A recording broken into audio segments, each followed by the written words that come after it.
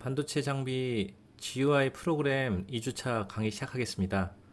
어, 얼굴을 이렇게 마주보고 하지 못해서 좀 아쉬운 면이 있지만 1주차에도 많은 분들이 또 과제로 답변해 주시고 또 출석 체크 인정 관련된 내용들을 보내주셔서 일단 1주차 내용들은 잘 강의를 들으셨으리라 생각을 합니다. 2주차에는 1주차에서 그 데모 프로그램으로 전달됐던 내용들을 보면서 반도체 장비 제어 프로그램을 어떻게 사용하고 GUI 기본 구성 화면들이 어떤 식으로 구성되어 있나, 그리고 그 화면들에서 어떤 기능을 하면 어떤 요구사항들이 있는지 좀 살펴보는 그런 시간을 가지려고 합니다. 일단 그런 내용들을 하나하나씩 보면서 우리가 제어 프로그램을 개발하기 전에 어떤 목표가 있어야 될 거 아니에요. 뭐를 해야겠다. 그리고 고객들이 어떤 거를 요구한다. 또 실질적으로 제어 프로그램을 보면서 실제 라인에서 어떤 식으로 사용을 하고 있구나. 이런 부분을 좀 맛을 보는 그런 시간들을 가지려고 합니다. 여기 내용에 보면 반도체 장비 제어 프로그램 사용과 GUI 기본 구성 화면 및 요구 사항이라고 나와 있는데요. 첫 번째 중요한 부분은 개발 환경에 대한 부분이에요. 개발 환경에 대한 부분. 그리고 두 번째는 제어 프로그램을 어떻게 분류하는지 뭐 그런 부분들이 좀 있고요. 세 번째는 GUI 화면의 구조에 대해서 좀 우리가 보려고 합니다. 그리고 네 번째 그 각각의 화면 기능들. 저희가 데모 프로그램으로 제공했던 내용들을 보면서 이 화면들은 어떤 기능을 담당하는 것이고 이 화면은 어떤 목적을 가지고 있고 뭐 이런 것들을 좀 전체적으로 보려고 보겠어요. 첫 번째 보면 개발 환경에 대한 부분들입니다. 개발 환경에 대한 부분들은 여러분들이 개발 환경에 대한 부분들을 좀 보면 여기는 Win32, 뭐 C++, .NET 뭐 이렇게 써 있고 VC 6.0, 비주얼 스튜디오 2008에서 2017 뭐 이런 식으로 되어 있습니다. 사실 그 반도체 장비 프로그램에서 어떤 개발 환경, 언어를 쓴다 하는 것들이 뭐 꼭 정해져 있는 건 아니에요. 정해져 있는 건 아니지만 일반적으로 어떤 언어를 좀 많이 쓸까, 또 어떤 언어를 가지고 개발을 할까 이런 걸 보면 C나 C++ 관련된 부분들이 가장 많이 사용을 하고 그 장비 개발에 있어서 많이 쓴다고 볼 수 있습니다. 대신 GUI 관련된 부분은 단넷을 많이 쓰기도 하고요. C++를 많이 쓰기도 해요. 근데 뭐 딱 답이 있는 건 아니지만 일단 제가 제공한 그 장비 제어 프로그램 데모 프로그램에는 주로 C++를 기반으로 많이 작성을 해 있고, 또 C가 여러분들도 C를 또 계속 배우고 있고 배워야 되잖아요. 그래서 C를 위주로 해서 이제 개발 환경을 구성하였으니 여러분들도 C를 좀 잘 친숙하게 했으면 좋겠고요. 그것을 C나 C++ 쓸 때 어떤 개발 환경 중에서 VC 6.0, 비주얼 C 6.0을 많이 쓰기도 하고 비주얼 스튜디오 2008부터 2017까지 또 많이 쓰기도 합니다. 근데 비주얼 C 6.0은 사실 2000년대 초? 뭐 한 20년 전부터 나온 건데 아직까지도 쓰냐 하겠지만 아직까지도 쓰는 데가 많아요. 사실 이 반도체 장비 쪽에 관련된 프로그램들을 보면 어느 정도 장비의 프로그램에 대한 내용들이 잘 진행이 되고, 그리고 충분히 그 기능을 한다, 그리고 기능에 문제가 없다 하면 잘 안 바꾸려고 하는 경향들이 있습니다. 그 예전에 TV에서도 잠깐 봤는데 뭐 화성 탐사선, 큐리어스티호 뭐 이런 거에 보면 OS가 뭐냐 했을 때 우리가 최신적으로 쓰는 그런 것들은 아니고 아주 옛날 걸 쓰잖아요. 그만큼 검증되고 그만큼 많이 사용하고, 그리고 솔루션도 많이 있고 문제도 없었던 거, 그런 것들을 위주로 쓰듯이 반도체 장비 회사들이 장비 프로그램을 개발을 하면서 예전부터 개발했던 내용들을 또 쓰고 하는 경우들이 많습니다. 지금 제어 프로그램이라는 얘기, 제어 프로그램 쪽이죠. 그렇지만 GUI 쪽은 조금 많이 변한 부분들이 있어요. 그래서 단넷을 쓰기도 하고 비주얼 C를 가지고 새롭게 뭐 이제 버전업을 해서 비주얼 스튜디오 내에서 사용을 하기도 합니다. 사실 거기에 제가 제공한 데모 프로그램에는 비주얼 C 6.0도 되고 2008, 2015, 2017까지 다 되도록 이미 제공을 하는 부분이기 때문에 여러분들이 C나 C++ 계열로 해서 많이 좀 이제 공부를 하시고 어, 어, 제어 소프트웨어과이기 때문에 일반적으로 언어를 아셔야 이제 프로그램을 할 수 있기 때문에 꼭 C나 C++를 기본적으로 좀 알고 계시는 게 좋겠고요. 뭐 나중에 가서 뭐 회사를 취직하거나 했을 때 그런 회사에서 뭐 C, .NET, 파이썬 뭐 여러 가지 다양한 개발 툴들을 또한 경험하게 될 거예요. 그렇지만 기본적으로 많이 쓰는 C나 C++를 꼭 알고 계셨으면 좋겠고 다른 과목에서 그 C나 C 과목에서 C++ 과목에서 이제 배우게 되잖아요. 사실 그 과목에서 배우는 것보다 더 좀 많이 기술을 습득을 하셔야 다양한 프로그램들을 개발하는데 문제가 없고 또 당장 모르지만 이해할 수 있는 내용들로 강의를 듣다 보면 이해하게 되는 부분들이 되니까 여러분들이 C나 C++를 단넷까지는 당장 원하지는 않겠어요. 단넷을 하게 되면 GUI 개발이 좀 더 쉬워지고요. 뭐라 그럴까 어떤 그 GUI뿐만 아니라 제어 프로그램도 조금 쉬워지긴 하지만 제약사항들이 조금 있다 보니까 C나 C++에서 제약사항이 많이 없지만 사실은 좀 그 많은 부분을 제어할 때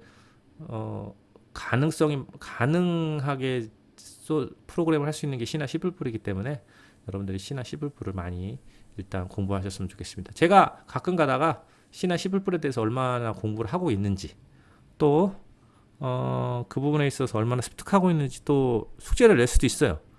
또한 질문을 할 수도 있고 왜 그러냐면 당장 반도체 장비 회사나 이런 데 취직을 했을 때 프로그램 언어를 얼마만큼 아느냐가 여러분들이 어디까지 개발을 참여할 수 있냐 또한 어디까지 그 여러분들의 몫으로 그 책임을 가지고 일들을 할 수 있냐에 대한 부분들이 되니까 꼭 시간 될 때 이 강의 시간만이 중요한 게 아니라 강의 시간 외에도 C나 C++에 대해서 많은 그 노력과 많은 시간들을 좀 할애해서 좀 습득을 했으면 좋겠습니다. 분명 어떤 C나 C++ 과목이 있지만 또 저에게 여러분들 C나 C++ 쪽에서 궁금한 거나 질문 사항들이 있으시면 또 제가 다 받아서 답변을 해드릴 수 있으니까 그런 부분들을 좀 많이 참조하시고요. 또 하나 더 추가적으로 말씀을 드린다면 C나 C++를 공부를 하면서 사실은 시스템에 대한 내용들을 좀 많이 아셔야 돼요. 윈도우 시스템이라든지 뭐 주로 윈도우를 쓰니까 일단 윈도우 시스템에 대해서 많이 알아야 그 윈도우 시스템 베이스 위에서 그 프로그래밍을 하게 되죠. 그래서 그 윈30이란 게 윈도우 프로그램 위에서 공통된 그 API를 가지고 프로그램 할 수 있는 체계를 만들어 놓은 거예요. 그렇기 때문에 시스템을 알아서 그 시스템이 어떤 식으로 동작하기 위한 API들을 사용하다 보면 윈30이 계열의 API들을 사용하다 보면 윈30의 API들이 워낙 많이 나와 있고 제가 이 강의 전에 부교재 얘기했었죠. 부교재에 보면 윈도우 API 바이블이라고 돼 있는데 그런 것들을 통해서 이제 윈도우 시스템을 어떻게 제어하고 어떻게 바꾸고 어떤 식으로 활용하고 이런 부분들이 많이 나와 있으니까요. 어떻게 보면 지금부터 시작인 친구도 있겠고 또 이제 어느 정도 알고 있는 친구도 있겠지만 지금부터 시작이건 어느 정도 알건 어떻게 보면 이 C나 C++ 관련된 내용들은 평생 따라다니게 되는 부분이니까 좀 그 많은 관심을 가지고 좀 그 신경을 쓰고 여러분들이 코딩을 하는데 좀 공부를 했으면 좋겠습니다. 나는 뭐 C나 C++이 아주 등급이 우수하게 알고 있다. 또 이제 처음 들어본다. 프로그램 뭐 대학교 들어와서 프로그램을 처음 하게 되는 거다. 그러면 뭐 이제 상중하로 나눴을 때 처음 하게 된다. 하면 수준이 하 정도 될 거고요. 나는 많은 C나 C++를 그 전에 많이 뭐 공부도 하기 때문에 좀 많이 안다. 뭐 상 정도 되겠고요. 이제 중 정도는 뭐 이제 좀 시작을 했고 조금 맛배기로 알고 있다 하면 뭐 중 정도 되겠는데, 출석 체크 관련된 내용들을 써주실 때 여러분들의 그 프로그램 실력을 조금 기입을 해주셨으면 좋겠어요. 그래서 그 부분에 따라서 일단 여러분들이 어느 정도 수준인지를 알아야 또 그 부분에 맞춰서 또 뭐 모든 사람들을 다 맞춰서 하기는 어렵지만 또 수준이 좀 하나 중인 사람은 좀 더 상으로 끌어올 수 있도록 제가 또 뭐 조언해 줄 수 있는 부분들은 조언을 해 드릴 수 있으니까 여러분들 그 출석 체크 내용에다가 꼭 내가 할 수 있는 프로그램 랭귀지가 뭐고, 그리고 그 활용도는 상중하로 나눴을 때 어느 정도 되는지를 꼭 기입해서 여러분들 꼭 주셨으면 좋겠습니다. 그리고 전용 툴이 있어요. 전용 툴은 뭐 사실 그 데모 프로그램으로 여러분들에게 드렸던 부분들이 GUI 관련돼서 강의를 쭉 하게 되지만, 뒤에 보면 뭐 비트맵도 활용하고 여러 가지 이제 윈도우 관련된 프로그램 개발 내용들에 대한 부분들을 강의하게 되겠는데, 실질적으로 제가 드린 데모 프로그램은 툴을 써서, 그러니까 반도체 관련된 프로그램 이지클러스터라는 툴이 있는데 그 툴을 써서 이제 그림도 그리게 되고 한 부분이에요. 그래서 사실은 코딩을 많이 하지 않고 GUI 그림들을 배치하고 사용하고 했던 부분들인데, 이 강의를 통해서는 그런 부분들을 툴을 그냥 사용하는 그 워드를 그냥 배우는 이런 느낌이 아니라 워드 프로그램이 어떤 식으로 동작하냐 이런 식의 느낌으로 이제 워드 프로그램을 사용하기 위해서는 어떤 내부적으로 코딩을 어떻게 했냐 뭐 이런 식의 느낌으로 이제 강의들이 이어갈 거니까, 나중에 뭐 전용 툴 가운데서 회사에 취직하셔서 프로그램을 하거나 아니면 툴을 사용해서 GUI를 그리거나 하실 수도 있겠죠. 그렇지만 그런 모든 것들의 기본적인 개념들은 다 비슷하기 때문에 여러분들이 강의 내용들을 잘 좀 기억하시고 좀 이해를 하셨으면 좋겠습니다.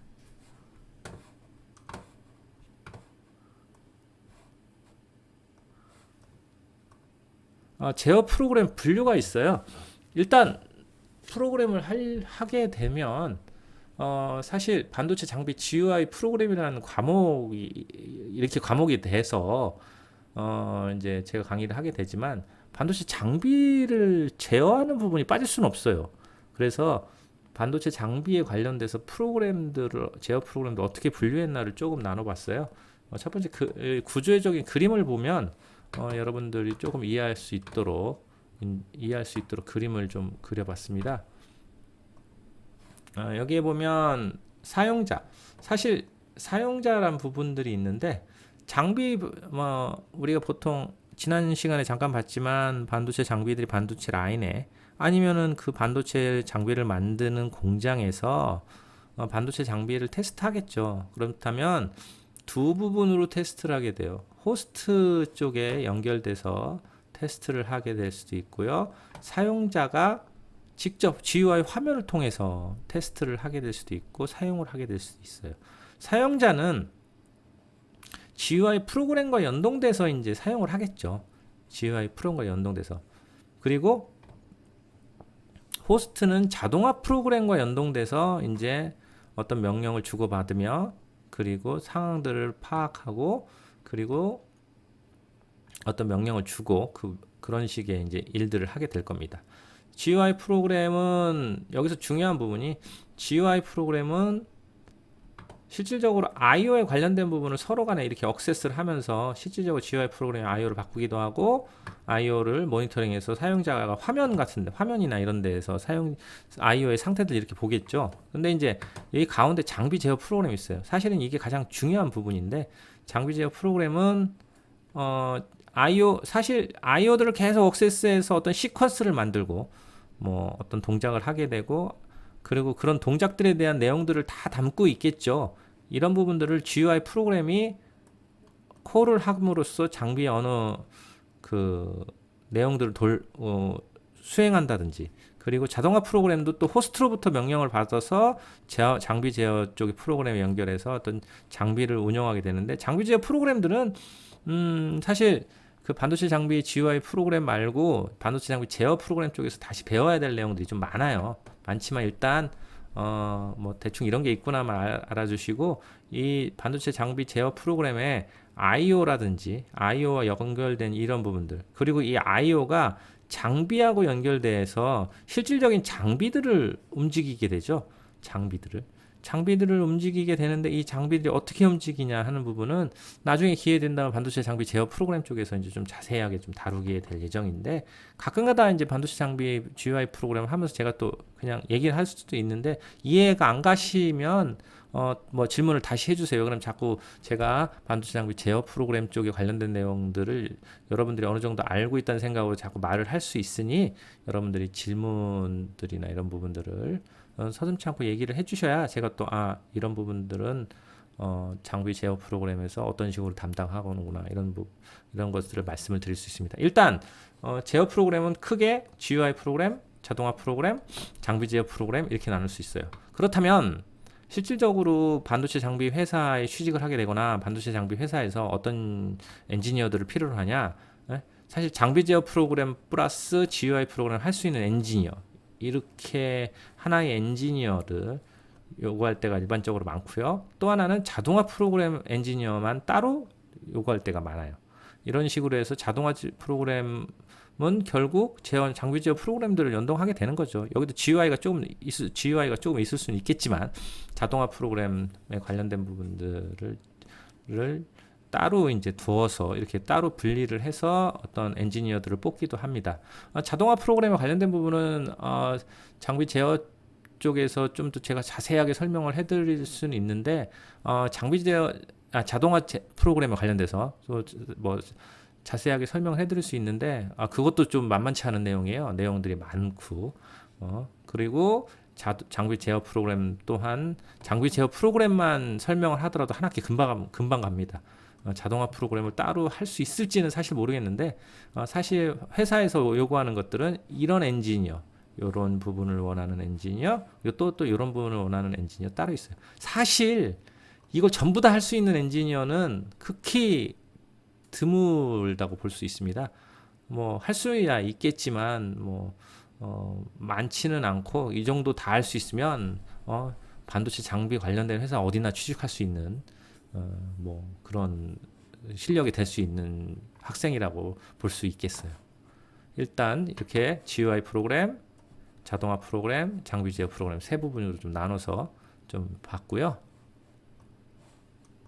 그러면 간단하게 장비 제어 프로그램 쪽에 대한 부분들을 좀 어떤 내용인지 간단히 좀 나눠봤어요. 장비 제어 프로그램을 보면 어떤 부분이, 첫 번째로는 가장 중요한 부분이다. 왜 가장 중요한 부분이냐?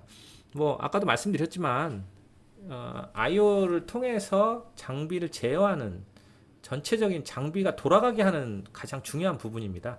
여기 보면 장비 운용에 관한 전체적인 제어를 담당하는 프로그램이라고 되어 있는데, CTC 프로그램이라고 되어 있어요. 지난주에 클러스터 툴이라고 한 부분이 CTC 프로그램이라고 볼 수 있고요. FM, TM, BM 제어 프로그램이라고 되어 있는데, 여러분들이 FM, TM, BM이라는 내용들을 처음 들으실 수도 있겠죠. 프론트엔드 모듈, M이라는 부분은 모듈이란 뜻이에요. 여기도 보면 밑에 보면 PM이라고 되어 있는데, M은 모듈이라는 거고, 앞에 단어 하나하나가 어떤 특성을 갖고 있어요. F는 프론트엔드 모듈, T는 트랜스퍼 모듈, B는 버퍼 모듈, P는 프로세스 모듈. 이렇게 해서 각각의 프론트엔드 모듈, 트랜스퍼 모듈, 버퍼 모듈의 제어 프로그램들을 만들고, PM 제어 프로그램들을 만들어서 이 프로그램들을 통합으로 관리하는 게 CTC 프로그램입니다. 이 내용도 사실은 장비 제어 프로그램 쪽을 하게 된다면 그쪽에서는 좀 자세히 다루게 될 거예요. 다루게 되는데, 반도체 장비 제어 프로그램에서는 이 부분이 가장 큰 부분을 차지하게 되고요. 또한 다양한 모니터링 프로그램들을 갖고 있습니다. 장비의 상태들을 계속 모니터링해서 어쩔 때는 알람을 띄워주기도 하고 어쩔 때는 인터럽을 걸기도 해서 어떤 상황으로 바꾸기도 하고 다양한 프로그램들이 모니터링 프로그램들이 계속 확인을 하면서 계속 돌면서 장비의 상황들을 점검하게 되죠.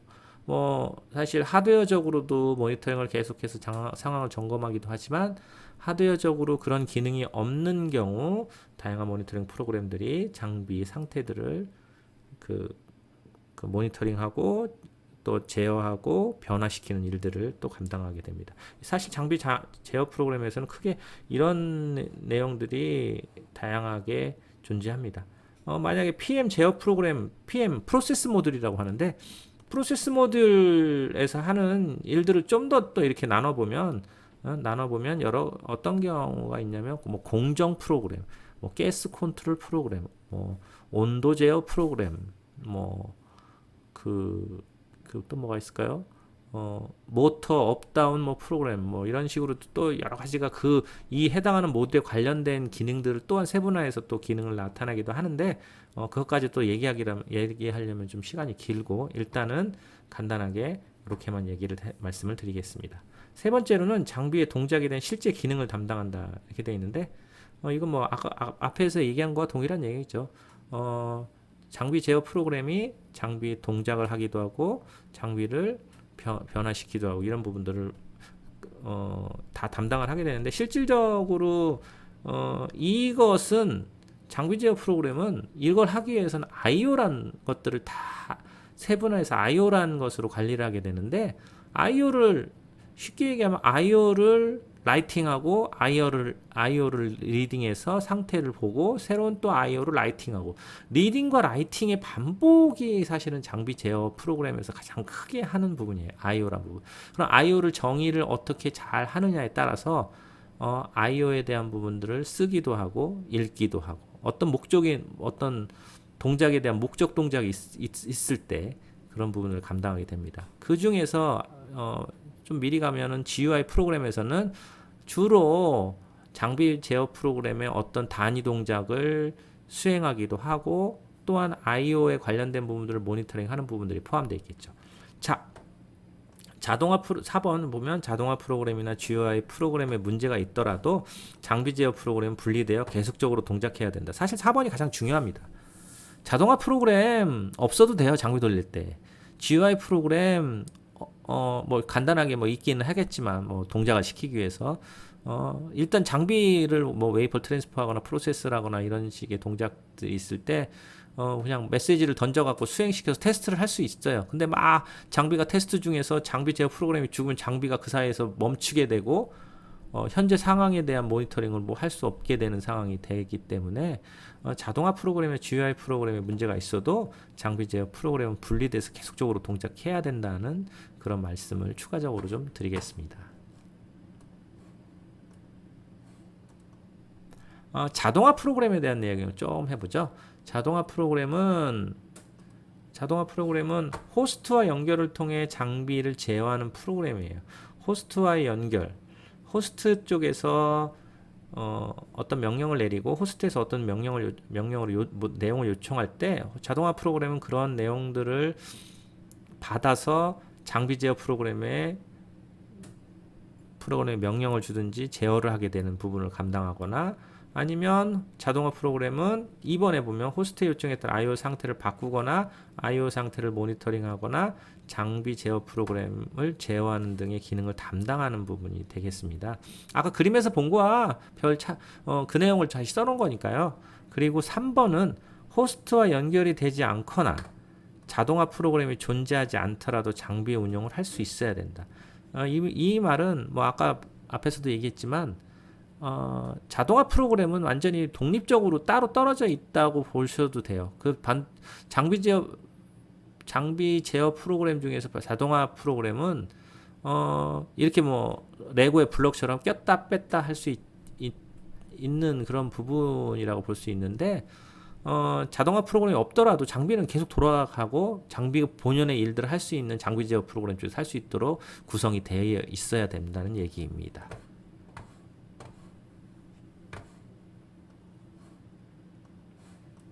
그러면 마지막으로 GUI 프로그램을 조금 볼게요. GUI 프로그램은 지금 말을 돌려서 종합적으로 봐서 얘기를 하면 GUI 프로그램 장비를 사용자가 운영하거나 관리하기 위한 프로그램입니다. 사용자가 화면을 통해서 장비를 제어하는 거죠. 화면에 직관적으로 내용을 봐서 뭐 웨이퍼를 투입하거나 웨이퍼를 빼내거나 아니면 메인터넌스 동작을 하거나 유지보수 관리 그런 기능의 동작을 하거나 여러 가지 상황들을 보고서 장비가 지금 이상하다 뭐 알람이 떴을 땐 알람을 처리한다든지 그런 것들을 총괄적으로 담당하는 프로그램이 GUI 프로그램입니다. 여기 보면 사용자의 요청에 따라 IO의 상태를 바꾸거나 IO의 상태를 모니터링하거나 장비 제어 프로그램을 제어하는 등의 기능을 담당한다 돼 있죠. 이건 호스트 그 자동화 프로그래머도 비슷한 동작을 역할을 하게 되는데요. GUI 프로그램도 화면상으로 내용을 보여주고 화면을 통해서 IO를 바꿀 수 있는 부분이고요. 화면에 있는 버튼이나 이런 것들을 통해서 장비 제어 프로그램의 어떤 특정 기능들을 수행하게 되는 그런 부분들이 되겠습니다. 3번이 뭐 아까 말씀드린 것처럼 중요한 내용인데요. GUI 프로그램은 문제가 생기더라도 다른 자동화 프로그램이나 장비 제어 프로그램에 영향을 미치지 않도록 구성해야 한다. GUI 프로그램은 화면상에서 데이터를 보여주다가 프로그램이 죽을 수도 있어요. 뭐 문제가 있을 수도 있고 한데 이게 백그라운드에서 뒤쪽에서 돌고 있는 자동화 프로그램이나 장비 제어 프로그램이 영향을 받아서 얘까지 문제가 된다면 장비를 돌릴 수가 없는 거죠. GUI 프로그램은 전적으로 장비의 상황을 보여주는 거고 필요할 때 장비를 어떤 장비에다 어떤 기능을 수행한다든지 어떤 IO를 바꾼다든지 하는데 여기서 중요한 건 필요할 때라는 의미죠. 대부분 사람이 그 앞에 가지 않으면 필요하지 않은 거예요. 그러니까는 GUI 프로그램이 죽더라도 뒤에 도는 장비 제어 프로그램 또 다른 뭐 자동화 프로그램은 프로그램에 영향을 주면 안 되고 이 프로그램들이 분리돼서 구성이 되어 있어야 된다는 얘기입니다. 좀 더 그 내용들을 여러 가지 말로써 표현한 것들이 여기 이제 다음 페이지에 있는데요. 여기에 보면 GUI 프로그램의 기능이 있습니다. 기능을 좀 보면 장비 제어 프로그램을 구동하기도 하고요.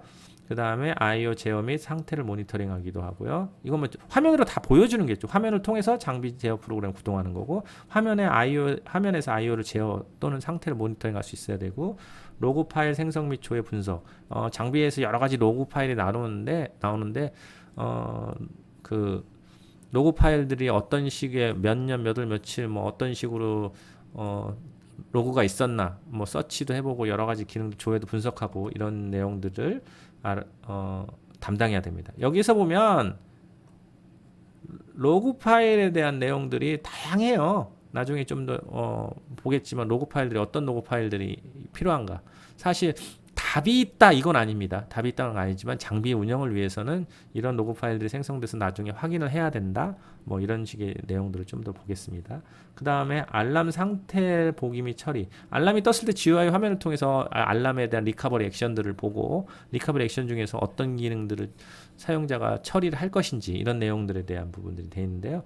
알람에 관련된 그 알람 오퍼레이션, 알람 제어 방식도 있어요. 알람 제어를 어떤 식으로 해야 되나 이런 부분은 장비 GUI 프로그램에서 할 게 아니라 반도체 장비 제어 프로그램 쪽에서 이런 내용들을 담당해야 되는데 일단 그 부분은 뭐 제가 필요하다면 또 다시 한번 말씀을 드리겠지만 일단 알람의 상태 현재 알람이 떴나 안 떴나 그리고 그 알람이 떠 있을 때 그 알람에 대한 내용들은 무엇인가 어떤 식으로 처리해야 되는지 이런 내용들을 GUI 화면을 통해서 변화시키고 확인할 수 있어야 됩니다. 그리고 다음은 GUI 프로그램은 다음과 같은 속성을 지녀야 한다고 그랬는데 앞에서 얘기했던 거에 대해서 좀 같이 적어본 거예요. 독립성 아까 얘기했지만 GUI 프로그램이 죽는다고 얘기하는 건 뭐 디버깅이 발생했거나 메모리 폴트가 일어났거나 여러 가지가 있겠죠. 여러분들이 시스템에 대해서 윈도우 시스템이나 이런 부분에 대해서 어느 정도 이해하는지는 잘 모르겠지만 실질적으로 디버깅이 난다거나 뭐 우리가 일반적으로 죽는다거나 했을 때 여러 가지 원인들이 있어요. 그런 원인들로 인하여 GUI 프로그램이 죽었다 하더라도 그 외에 장비 제어 프로그램이나 그 자동화 프로그램들은 계속 돌아가게 되는 그런 부분이 있어야 됩니다. 또한 편의성. 어떻게 보면 편의성이란 것은 그 GUI를 통해서 사용자가 쉽게 장비를 운영할 수 있고 쉽게 장비의 상태를 확인할 수 있어야 된다는 부분이고요. 안정성은 GUI 프로그램이 자꾸 죽고 자꾸 이상한 동작을 하고 데이터를 화면상에서 뿌려주지 못하고 예전 상태, 지금 상태를 정확하게 알 수 없다면 안정하지 않은 거죠. 그런 부분들을 안정성이라고 좀 적은 거고요. 직관성은 사실 장비의 모양과 장비의 상태를 딱 보면 화면상으로 봤을 때 장비 현재 상태를 볼 수 있도록 구성해야 되고 장비의 상황들이 어떤 식으로 나타나는지를 딱 보면 진짜 장비에 대한 내용들을 잘 표현했구나. 그리고 또한 장비의 내용들 가운데서 I/O가 엄청 많을 수가 있어요. 반도체 장비에도 I/O라고 하는 포인트들이 있는데 뭐 디지털 I/O, 뭐 아날로그 I/O에서 포인트들이 있는데 어떤 장비들은 뭐 10,000개, 뭐 5,000개, 6,000개, 뭐 5,000개 이하로 내려가는 건 별로 못 봤으니까 뭐 5,000개에서 10,000개 I/O들 중에서 어떤 거가 중요하고 어떤 것이 그 사용자 입장에서 그 장비를 잘 표현하고 있는가에 대해서 그런 I/O들을 잘 배치하고 장비의 상태들을 잘 볼 수 있도록 만드는 거. 딱 보면 장비가 지금 이런 상태네 알 수 있는 그런 직관성을 조금 더 이제 부여하는 게 그런 식으로 프로그램을 작성하는 게 중요하다고 볼 수 있고요. 여기 보면 가장 마지막에 있는 부분이 좀 중요한 부분이 됩니다. 낮은 부하라고 되어 있는데요. GUI 프로그램을 짜서 뭐 화면을 고급스럽게 하고 그리고 진짜 장비하고 똑같이 한다고 해서 GUI 프로그램이 CPU 점유율을 엄청 많이 가져가며 리소스를 많이 쓰고 하다 보면 장비 제어라는 부분에 영향을 미칠 수가 있어요. 장비 제어를 그 백그라운드에서 장비 제어를 계속해서 어떤 시퀀스를 돌리고 IO를 읽어갖고 어떤 시퀀스의 상태를 확인하고 다음 시퀀스로 넘어가고 해야 되는데 GUI 프로그램이 그 어떤 CPU 점유율이나 일들이 많아서 장비 제어 프로그램이 뭐 느려진다거나 장비 제어를 못한다고 하게 되면 사실 GUI 프로그램에 그 GUI 프로그램이 장비에 영향을 미치는 나쁜 존재가 돼버리는 거죠. 그렇게 되면 이 GUI 프로그램은 당장 쓰기가 어려운 부분이 돼요. GUI 프로그램이 없을 땐 장비가 잘 도는데 GUI 프로그램을 딱 올리고 나니까 장비의 상태들은 잘 보이긴 하는데 장비가 갑자기 느려지게 동작을 한다든지 장비가 원하는 동작을 안 한다든지 이러면 그 GUI 프로그램을 잘못 짰다고 볼 수 있어요. 그래서 GUI 프로그램은 어떻게 하면 부하를 낮게 해서 장비 제어 프로그램이 우선을 갖게 하느냐 이런 부분도 그 중요한 포인트로 갖고 제작을 하는 부분이 필요하다고 볼 수 있습니다. 세 번째는 GUI 화면 구조예요. 반도체 장비 프로그램을 보면 GUI 화면 구조들이 그 반도체 라인에 들어갔을 때 다양한 반도체 장비들이 있잖아요. 반도체 장비들이 있는데 반도체 장비들의 구조들이 일반적으로 비슷해요. 왜 비슷하냐면 여기에 보면 그 세마텍이라고 써 있는데 세마텍이 뭔지 여러분 뭐 제가 간단하게 얘기하겠지만 한번 뭐 인터넷으로 찾아보세요. 세마텍이라는 그 반도체 장비 회사 중에서 그 인텔이나 삼성이나 아주 큰 회사들 미국에 있는 그 반도체 장비 회사들이 아주 그 반도체 초창기에 80년대 90년대 초창기에 많은 회사들이 있어요. 미국 중심으로 뭐 인텔이나 AMD나 뭐 이런 많은 회사들이 있는데 이 회사들이 반도체 장비를 운영하면서 실질적으로 그 반도체 장비를 운영하기 위한 큰 생산 라인을 짓고 거기서 생산을 해야 되는데 이게 미리 운영을 안 해보고 갑자기 운영을 하면 돈도 많이 들어갈 뿐만 아니라 시행착오도 있을 수 있으니 아예 조그만 회사 하나를 만들어서 그 회사에다가 장비들을 놓고서 어느 정도 시험적인 운영을 해보자. 거기서 문제가 도출되면 또 다른 해결책을 찾아보고 거기서 문제가 없는 식으로 구성된 장비들과 아니면 어떤 운영 방법들을 가지고 실제 생산 라인을 짓자 해서 그 미국 쪽에 있는 반도체 회사들이 지분을 투자해서 만든 회사가 세마텍이라는 회사예요.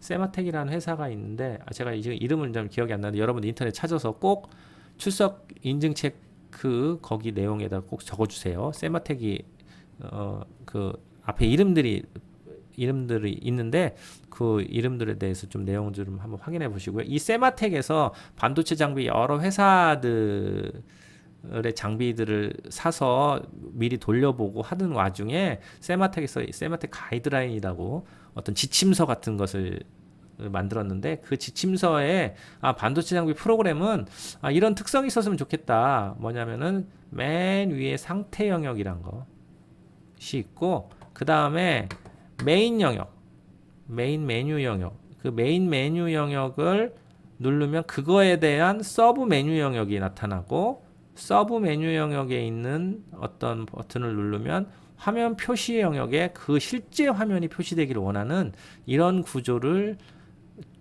그 세마텍 가이드라인에서 한 80년대, 90년대 초창기에 이제 제안을 하였고 대부분의 반도체 장비 회사들이 이런 식의 비슷한 개념으로 반도체 장비 메뉴를 구성하고 있습니다.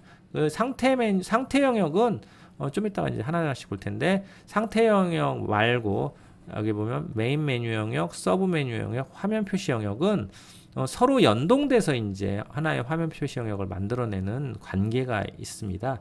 그래서 좀 더 다음 페이지에서 좀 한번 확인을 해보죠.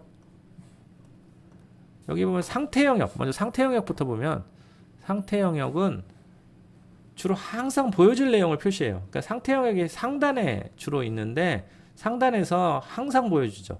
항상 내용을 언제든지 내용들이 표시되는데 여기 보면 당연히 항상 표시될 내용이니까 중요하게 장비에 대해서 중요한 내용들이 좀 많이 들어갔겠죠. 그 중에 하나가 호스트 연결 상태를 주로 보여준다거나 알람이 발생했는지 안 했는지 그리고 로그인 아웃 관련된 내용들이 주로 있고요.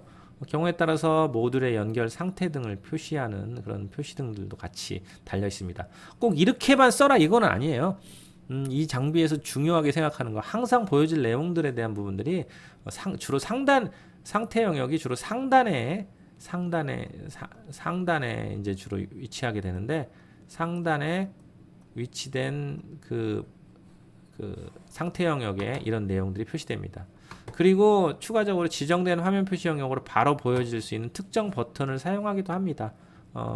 어떤 특정 버튼을 누르면 바로 특정 화면으로 가게 되죠. 사실 알람도 거기 알람 버튼을 누르면 알람 화면에 특정 화면으로 가게 되는 거 비슷한 기능이긴 한데 상태 영역에서 가장 중요한 것은 항상 보여질 내용을 표시한다는 거죠. 그러니까 항상 있는 내용이에요. 화면상으로 항상 있는 내용이 변하지 않는 내용입니다. 그러면 그 다음에는 나머지 영역들에 대한 내용인데요. 나머지 영역들은 메인 메뉴 영역, 서브 메뉴 영역, 그리고 화면 표시 영역의 관계에 대해서 나와 있어요. 이 세 개가 연동으로 되어 있어요. 메인 메뉴 영역에는 아까 메인 화면에 보면 잠깐 뒤로 가볼게요.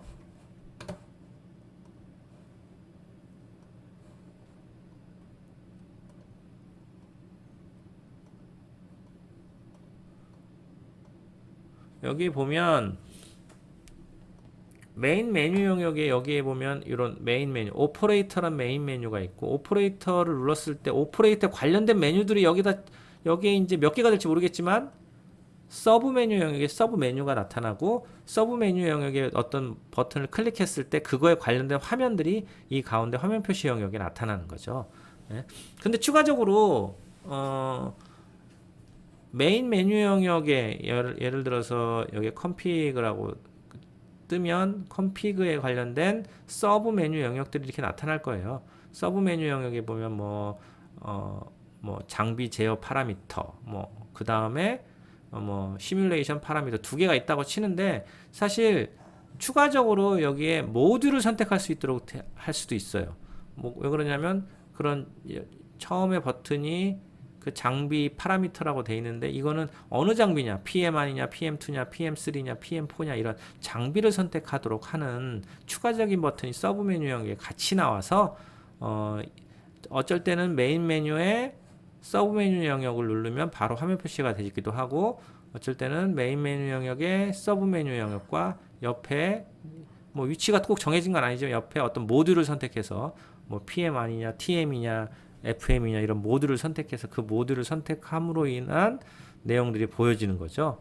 여기서 중요한 것은 메인 메뉴 영역을 눌렀으면 그 다음에 뭐 서브 메뉴 영역을 누르는 게 아니라 이전에 갖고 있던 메인 메뉴 영역의 화면이 마지막에 눌렀던 메인 메뉴 영역의 서브 메뉴에 화면이 표시되게 되는 거죠. 그 다음에 다른 곳으로 이동을 하면 다른 메뉴를 누르면 다른 곳으로 이동을 하게 되는 거고. 그러면 메인 메뉴 영역만 계속 바뀌다 보면 각각의 메인 메뉴가 갖고 있던 마지막에 서브 메뉴 화면들, 서브 메뉴에 관련된 또한 모듈에 관련된 화면 표시 영역들이 일단 계속해서 돌아가면서 보여지게 되는 겁니다.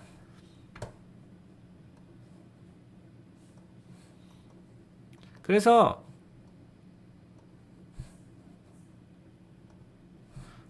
메인 메뉴 영역과 서브 메뉴 영역, 화면 표시 영역과의 관계를 그 샘플로 놓은 거예요. 이 샘플로 놓았을 때, 메인 메뉴 영역엔 오퍼레이터란 거, 컨피규레이션이라는 거, 레시피란 영역을 갖고 있고, 이 버튼을 누르면, 이 오퍼레이터란 걸 누르면 이렇게 서브 메뉴 영역에 두 개의 메뉴가 나타나는 거죠.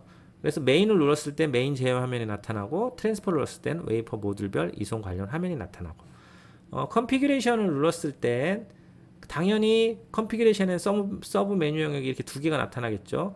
그러면 TMC 파라미터는 뭐 모듈이었고, PMC는 또 하나의 서브 PM들을 선택할 수 있도록 뭐 PM1, PM2, PM3, PM4 중에서 하나 선택하면 해당하는 PM의 파라미터 화면, TMC를 바로 선택하면 TMC는 트랜스퍼 모듈 컨트롤러 약자고요. TMC의 파라미터 화면들이 나타나게 되겠습니다.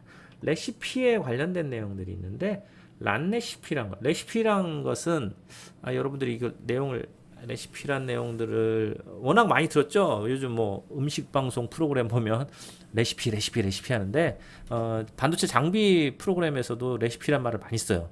레시피는 뭐 요리할 때 뭐 요리 뭐라 그러죠? 야구로 하면 처방전 뭐 이런 뜻이기도 하고 한데, 장비를 운영함에 있어서의 어떤 운영 방식을 정하는 레시피의 형태들이 여러 가지가 있어요. 반도체 장비에도.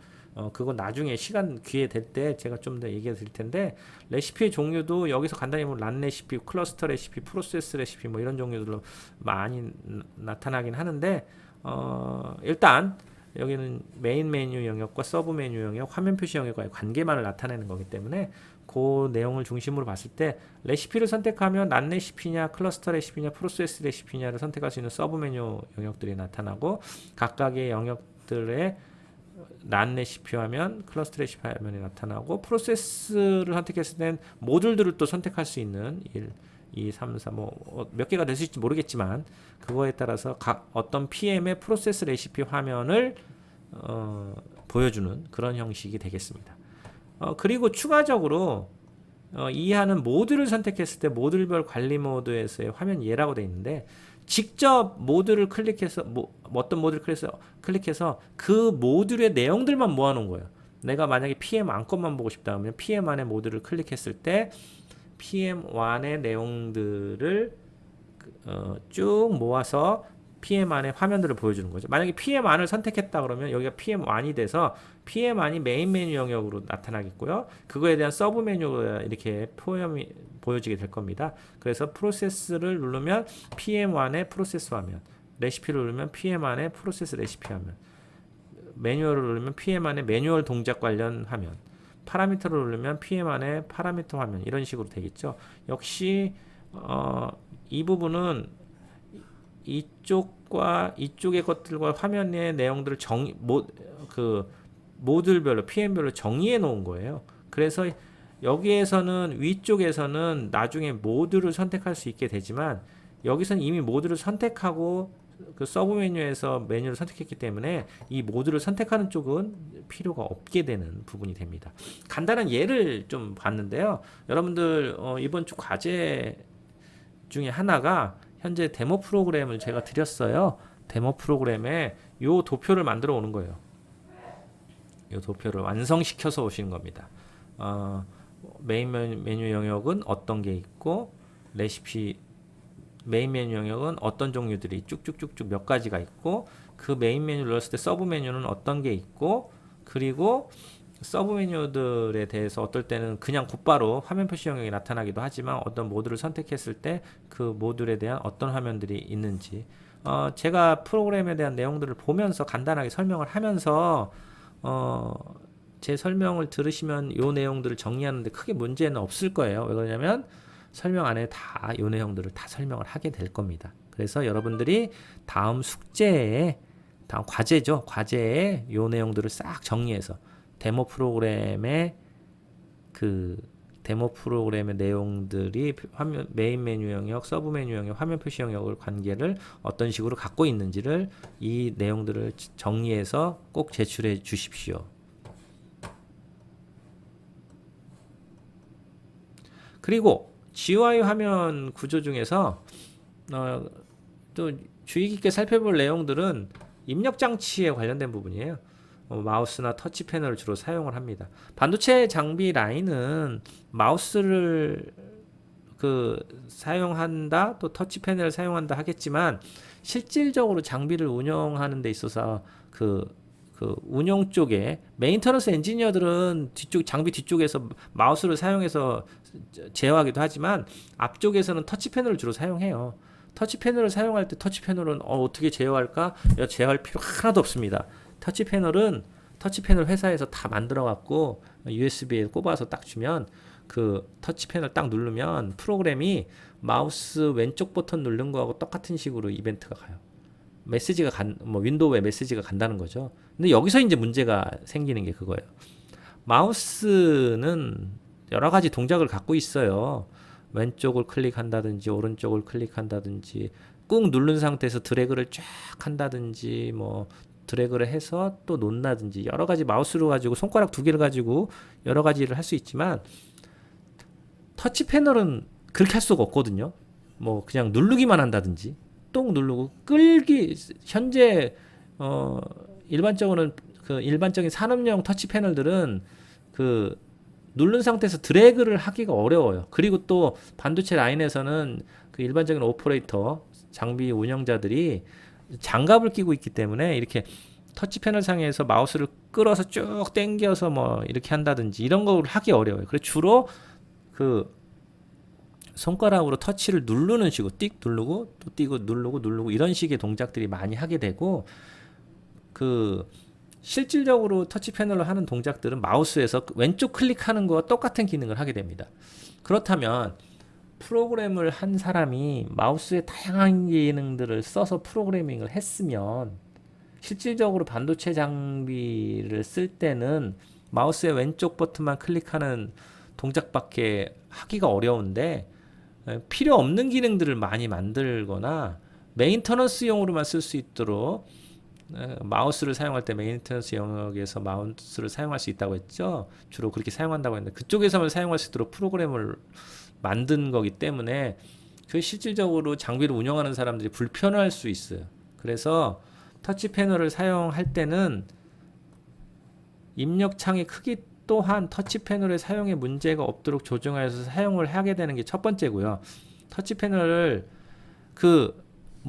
손가락으로 탁 눌러야 되는데 너무 작게 어떤 배열이 돼 있으면 이게 터치 패널을 손가락으로 제대로 딱 누르기가 어려워요. 요즘 마우스 핸드폰으로 해서 여러분들 잘도 누르겠지만 터치 패널은 핸드폰으로 손가락으로 누르는 거하고 똑같은 역할이라고 볼 수 있습니다. 다만 우리가 보통 사용하는 드래그라든지 이렇게 뚝 누른 다음에 이동하는 이런 부분이 없다는 거죠. 그런데 이렇게 여러 가지 배치가 돼 있는 부분들을 눌렀을 때 일반 핸드폰보다 더 환경이 안 좋은 거는 손에 장갑을 끼고 있기 때문에 더 클릭하기가 어렵기 때문에 주로 프로그래밍을 할 때 왼쪽만 클릭함으로 모든 동작을 다 할 수 있는 그런 식의 GUI 프로그램들을 개발을 해야 돼요. 예를 들어서 IO를 바꾸려고 한다. IO의 값을 바꾸려고 한다면 특정 영역을 그냥 마우스로 딱 클릭했을 때 어떤 입력 화면이 뜨고 입력 화면도 어느 정도 좀 여유가 있게 손가락으로 누를 수 있는 그런 포맷이 돼야 되고 이런 부분들이 먼저 선결적으로 제공을 해야 됩니다. 그렇지만 중요한 건 터치 패널을 어렵게 볼 건 아니고 터치패드는 그냥 마우스의 왼쪽 버튼만 주로 클릭한다. 뭐 요즘은 손가락 왼쪽 누르고 오른쪽 누르면 마우스의 기능들을 대부분 커버하려고 노력을 하게 되는데 그건 일반 산업용에서 쓸 때는 그게 가능하지만 뭐 드래그도 되겠지만 이제 반도체 라인에서는 이제 장갑을 꼈기 때문에 이렇게 이제 뭐 핸드폰이 스마트폰에서 사용하듯이 이렇게 뭐 손가락 두 개로 줌을 한다 이런 식의 사용하기가 좀 많이 어렵기는 해요. 그래서 한 번 딱 클릭하고 두 번 딱 클릭하고 이런 식의 동작들을 주로 하도록 제적해야 된다는 걸 여러분들이 좀 많이 신경을 쓰셨으면 좋겠고요. 그 다음에 보안 설정이 있어요. 아무 사용자는 장비를 접근할 수 없도록 사용자의 레벨을 정하고 사용자와 암호를 통해 접근 후 레벨에 맞는 화면의 사용과 동작을 할 수 있도록 지원해야 함. 이건 뭐 장비에 유저 사용자의 레벨을 분리해 놓은 다음에 그 사용자가 로그인했을 때 어떤 화면은 이 사용자한테 보여지고 어떤 화면은 이 사용자한테 보여지지 않고 이런 식의 배치가 필요하다는 얘기예요. 만약에 장비를 온전히 다 제어 관리하는 제어 관리하려면 슈퍼 유저처럼 로그인을 해서 여러 화면들을 다 동작해서 장비를 사용할 수 있도록 해야 되지만 단지 장비를 운영하는 사람이라면 그 운영에 관련된 그 간단한 운영만을 필요로 하는 사람이나 운영에 관련된 화면들만 보여주면 되지 그 뭐 시스템적인 내용들까지 다 보여줄 필요는 없거든요. 그런 식으로 사용자의 레벨에 따라서 여러 가지 화면들을 보여줘야 된다는 내용입니다.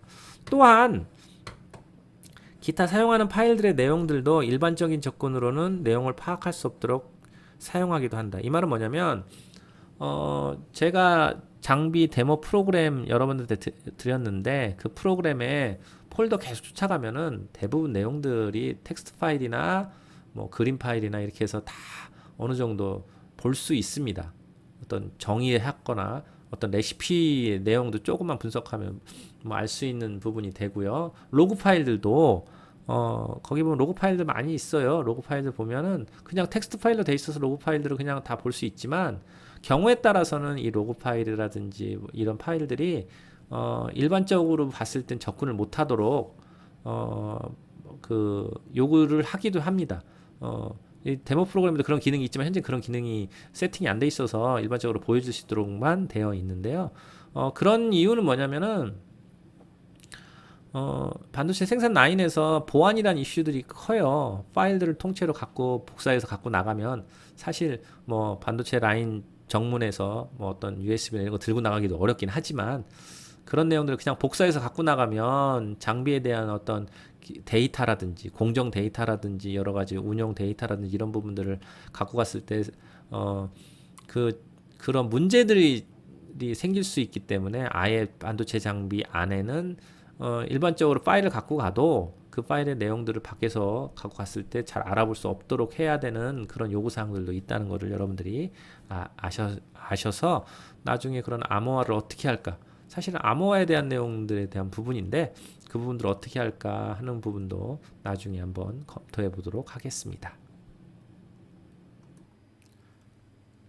네, 다음은 화면의 기능들에 대한 내용인데요.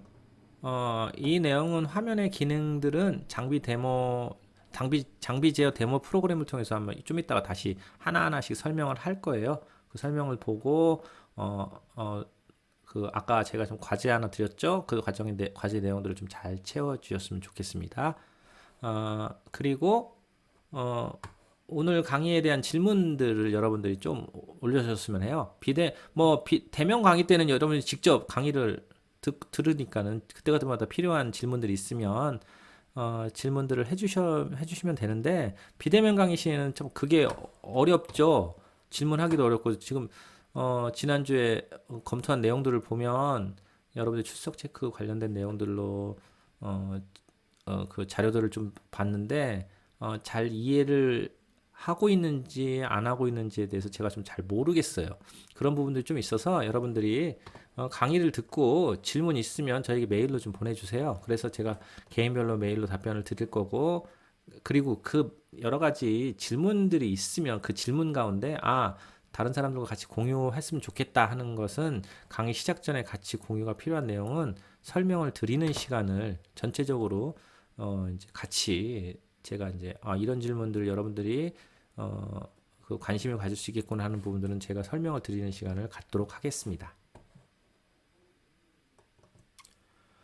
네, 지금부터는 GUI 관련된 프로그램의 화면들 내용들이 어떤 것인지 좀 구체적으로 좀 볼게요. 네, 여기 보면 화면에 그때 배포드렸던 데모 프로그램이 로딩되어 있습니다. 그리고 이 오른쪽에 있는 것 3개는 카세트 1, CM1, 카세트 2, CM2, 카세트 모듈 2, 카세트 모듈 3에 그 첫 시간에 잠깐 얘기했던 그 모듈별로 캐리어를 주고받는 그런 내용들에 대한 시뮬레이터입니다. 그래서 실질적으로 외부 이송 장비가 호스트로부터 왔을 때 그 PIO 통신을 통해서 받는 부분이 이 부분이고요. 그냥 사람이 직접 그 캐리어를 놓고서 사용할 때 하는 부분이 이쪽이라고 말씀드렸고요. 좀 간단하게 지난번에 동작시키는 방법, 이 부분에 대해서 동작시키는 방법을 말씀드렸고요. 이 부분은 세 번째 과제 세 번째 여기 보면은 밑에 보면은 그 발표 자료 중에서 세 번째 중에 PIO의 개념과 동작 과정 설명이라는 내용이 요 내용을 설명하는 겁니다. 요 내용. 각각의 이 부분은 이송 장비 쪽에서의 시그널과 그 제어 프로그램 쪽에서 시그널들이 반대로 돼 있어요. 이쪽의 이송 장비 쪽에서 인풋이라면 뭐 저쪽은 아웃풋, 그 장비 쪽에서는 아웃풋, 이쪽이 아웃풋이라면 장비 쪽에서 인풋, 뭐 이런 반대쪽으로 돼 있는데 세 번째 시간에 그 과제물 3번의 내용 중에서 PIO의 개념과 동작 과정 설명에 대한 내용은 요 내용들을 설명해 달라는 얘기고, 요 프로그램에 보면 로드 관련된 시그널, 이 CS0, CS1, 밸리드 뭐 이런 식에 대한 시그널 개념도가 여기를 눌러보면 이렇게 나와요. 이건 세미 스탠다드에 나와 있는 그 내용을 그대로 그림으로 놓은 거예요. 그래서 각각의 시그널들이 P하고 A라고 되어 있는데, P는 주로 이송 장비 쪽, A는 그 공정 장비, 우리가 운영하는 일반적인 장비들에 대한 내용들의 시그널 다이아그램들을 이렇게 보여준 거예요. 그리고 언노드 시에는 좀 각각의 시그널별로 다이아그램을 보였는데, 이 내용이 대체 의미하는 게 뭔지를 설명하라는 내용입니다. 여기에 보면. 그래서 이 부분에 대한 시뮬레이터가 이 시뮬레이터예요. 시뮬레이터고, 요 내용들이 설명이 됐으면 요 관련된 캐리어 핸들러 시뮬레이터라고 있는데, 제 과제물을 총 6가지 중에서 낸다고 드렸는데, 이 중에서 5번 과제물이 캐리어 핸들러 시뮬레이터 프로그램 작성이라고 되어 있는 부분이 이 프로그램을 작성하는 겁니다. 요 부분. 시뮬레이터 요만큼이죠. 뭐 이것까지 작성을 하면 좋겠지만 일단 요것만, 실질적으로 이송 장비 쪽에서 OHT나 이런 부분들이 와서 시그널을 이 다이아그램으로 동작을 시켰을 때 그 시뮬레이터에 대한 동작 시그널 순서대로 동작을 하는 부분들을 구현하는, 요 프로그램을 구현하는 게 이 과제 중에서 5번 과제에 대한 내용입니다. 5번 과제에 대한 내용이고요. 이제 천천히 하나씩 그 GUI 프로그램에 대한 내용들을 보죠. 여기에 보면 이 상단이 이만큼이 그 상태 영역이라고 볼 수 있고요. 이만큼이 그 메인 메뉴 영역, 여기가 서브 메뉴 영역, 그리고 이 전체가 여기에 나타내는 부분이 화면 영역이라고 볼 수 있습니다. 현재 장비에 로그인이 안 돼 있기 때문에 화면 영역에는 어떠한 내용도 보여주지 않는 거죠. 기본적인 내용만 보여주는 거죠. 그래서 로그인을 해볼게요. 로그인을 해보면 로그인을 하기 전에 여기 보면 요 내용들은 상태 영역은 항상 보여지는 내용들이 있는데, 로그인을 안 해도 내용들이 보여지는 부분들이 몇 개 있습니다. 여기 뭐 알람이 뜬다 하면 이 버튼이 빨간색으로 바뀌는 식으로 알람이 떴다는 걸 표현하기도 하는데요. 그런 내용들은 로그인을 하건 안 하건 항상 장비의 상황을 볼 수 있는 거죠. 장비의 상황이 이런 FA 자동화 상태나 어떤 장비 모듈 상황이나 알람이 떴거나 했을 땐 여기에 표현이 되고 그 내용을 보기 위해서 로그인을 해서 장비의 세부 내용을 보려고 그 장비 안으로 들어가는 그런 역할들이 될 수가 있고요. 그래서 일단 로그인을 하게 되면 유전 지난주에 한 것처럼 어드민으로 해서 로그인을 하게 되면 이 밑에 메인 메뉴 영역이 활성화가 됩니다. 메인 메뉴 영역을 누르면 서브 메뉴 영역이 메인 메뉴에 연결된 서브 메뉴 영역들이 나타나겠죠. 그 전에 위에 상태 영역의 내용들을 보면 여기 로고들이 주로 이제 찍히게 되고요. 로고 넣는 건데 장비의 이름이라든지 그런 내용들이 나타나겠고요. 로그인 화면 그리고 자동화 관련된 내용. 아까 로그인 하기 전에는 눌리지 않았지만 이제 눌려서 자동화에 관련된 내용들이 여기 보여집니다. 자동화에 대한 여러 가지 말들이 있는데 여러분들 이 내용을 보면 잘 모르겠지만 자동화 스펙에 대한 내용들을 나중에 설명하게 된다면 이 내용들에 대한 교육도 한번 반도체 제어 쪽에서 기회가 있으면 한번 교육을 시켜드리려고 생각을 하고 있습니다. 그리고 이 부분은 모듈별의 상태 PM1, 2, 3, 4가 제대로 연결됐나? 이거는 내비게이션 쪽에 우리 익스플로어나 이런 거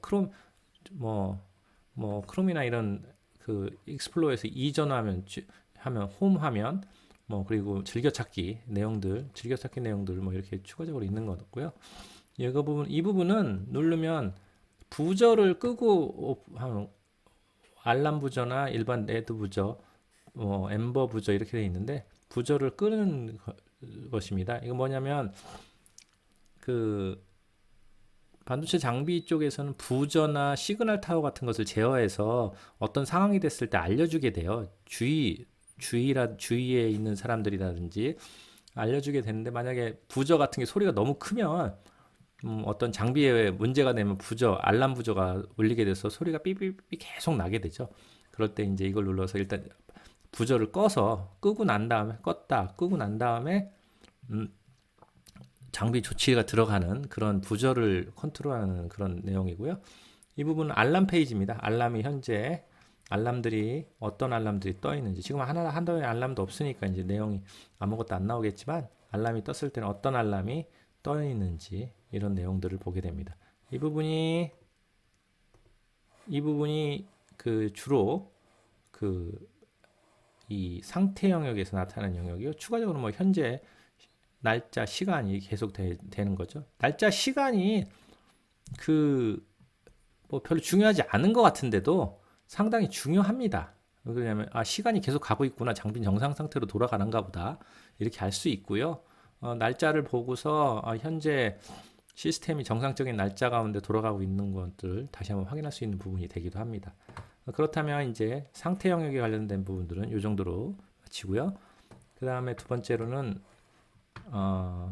메인 메뉴 그리고 서브 메뉴에 대한 관계 그리고 서브 메뉴를 통한 화면 영역의 내용들이 어떻게 표시되는지. 먼저 메인 영역은 여기 화면에 보면 오퍼레이트, 컴피그, 레시피, FA, 로그, 유틸리티, 메인트, 모드라고 하는 하나, 둘, 셋, 넷, 다섯, 여섯, 일곱, 8개의 메인 메뉴를 갖고 있겠죠. 그럼 메인 메뉴 하나마다 각각의 서브 메뉴들이 존재하겠죠. 오퍼레이터를 누르면 오퍼레이터에 관련된 서브 메뉴들이 메인, 베리피케이션, 트랜스퍼 이렇게 세 가지가 나타납니다. 현재 처음이기 때문에 메인이 바로 나타났고요. 만약에 트랜스퍼를 누르면 트랜스퍼에 관련된 화면으로 서브 화면에 관련된 트랜스퍼 화면이 바뀌겠죠. 그러면 만약에 메인 영역을 컴피그로 바꿨다.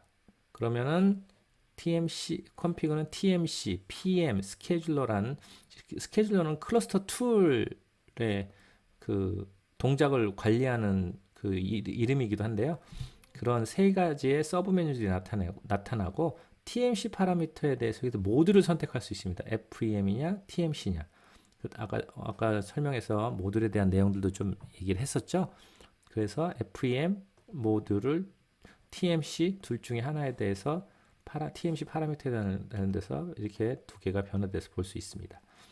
그러면은 다시 오퍼레이터로 갔을 때는 마지막에 클릭됐던 트랜스퍼가 나오게 되죠. 메인이 나오는 게 아니라.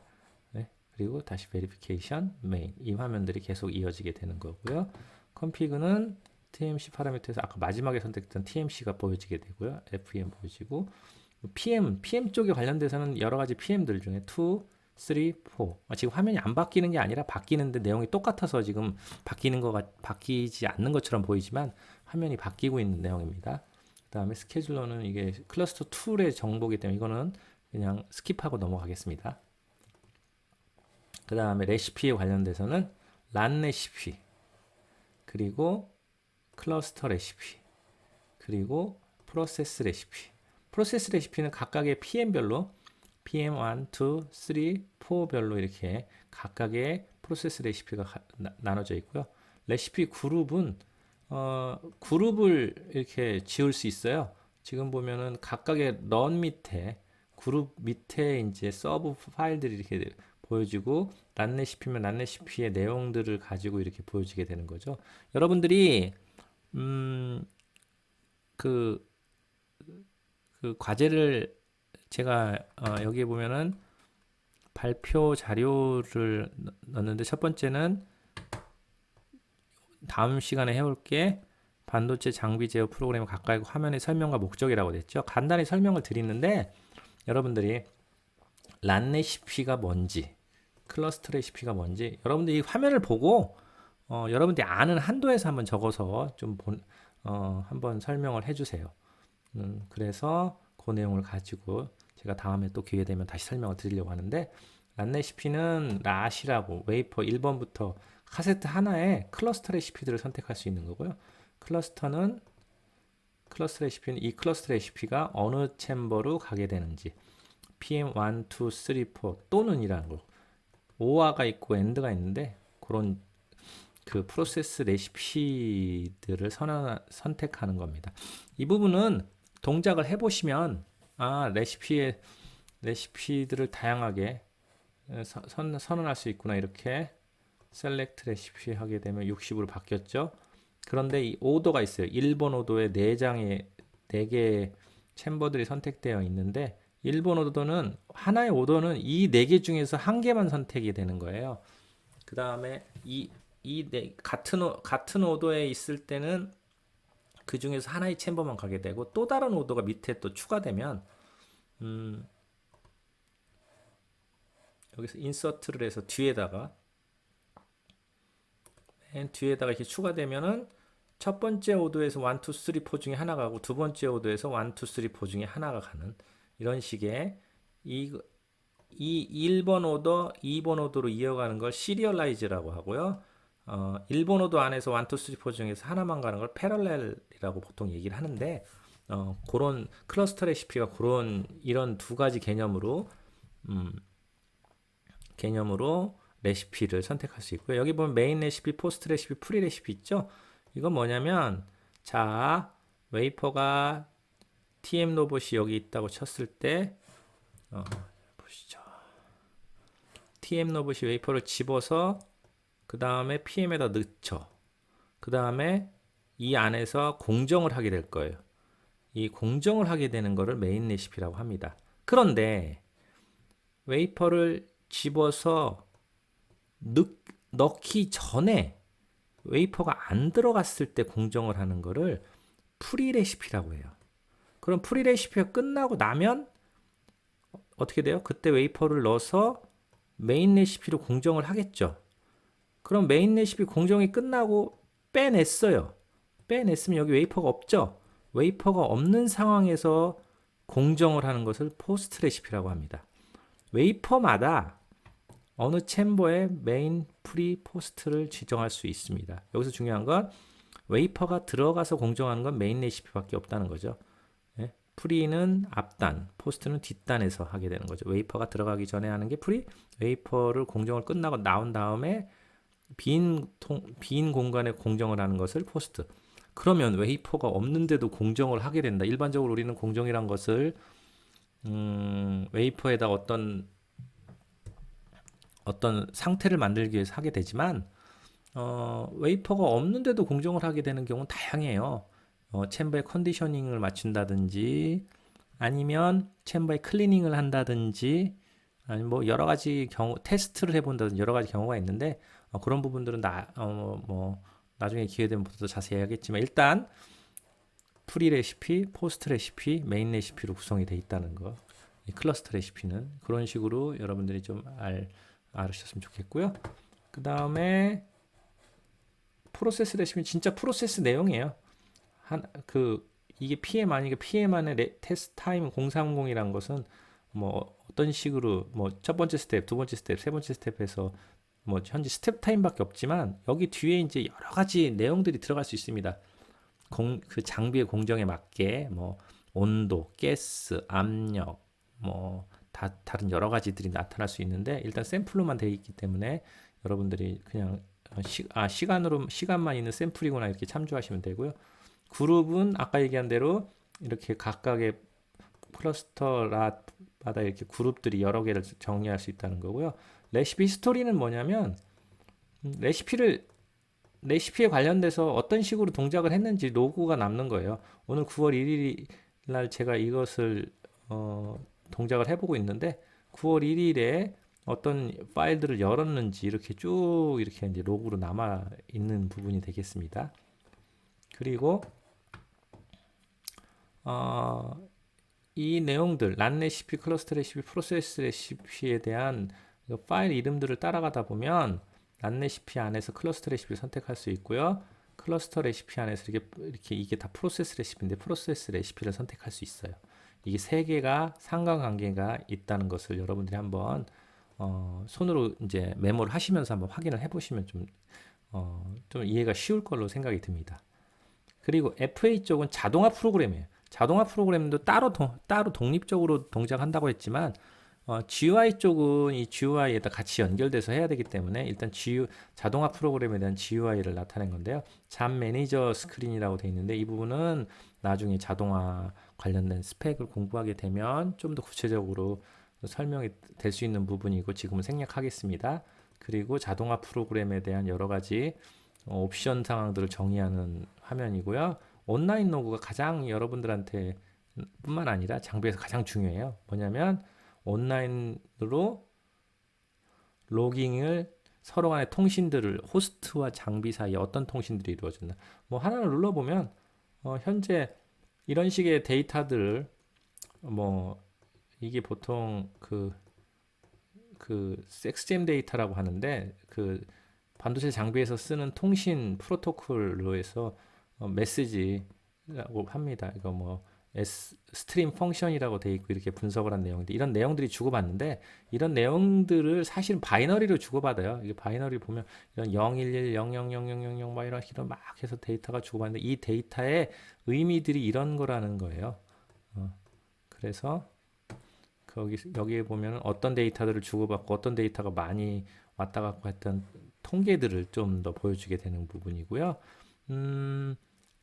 이게 요 내용들을 조금 알려면 반도체 통신, 반도체 장비 자동화 관련된 내용들을 여러분들이 나중에 공부를 하셔야 돼요.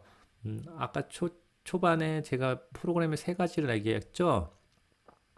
GUI 관련된 프로그램, 장비 제어 프로그램, 그리고 자동화 관련 프로그램. 자동화 관련된 프로그램에서 이 내용들을 보다 더 자세하게 알 수 있는 그런 기회가 될 걸로 생각이 듭니다만 일단은 온라인 로그가 있다.